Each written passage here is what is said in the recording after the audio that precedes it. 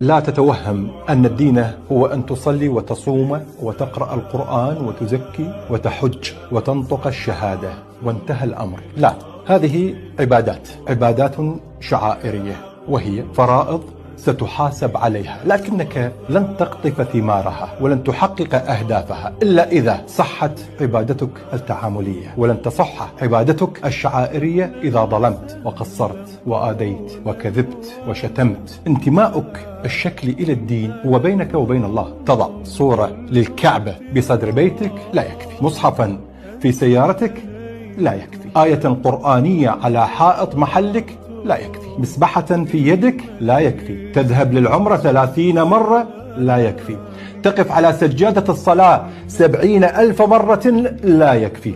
الدين هو استقامتك، معاملتك، رحمتك، صدقك، عدلك، تربيتك لأولادك، برك لوالديك، حفظك للسانك عن أعراض الناس، غض بصرك، نظافتك. الدين هو حسن تعاملك مع الآخرين، الدين هو لسانك، الدين كله أخلاق. قال صلى الله عليه وسلم: إن من أحبكم إلي وأقربكم مني مجلسا يوم القيامة أحاسنكم أخلاقا. لا تتوهم أن الدين هو أن تصلي وتصوم وتقرأ القرآن وتزكي وتحج وتنطق الشهادة وانتهى الأمر. لا، هذه عبادات شعائرية.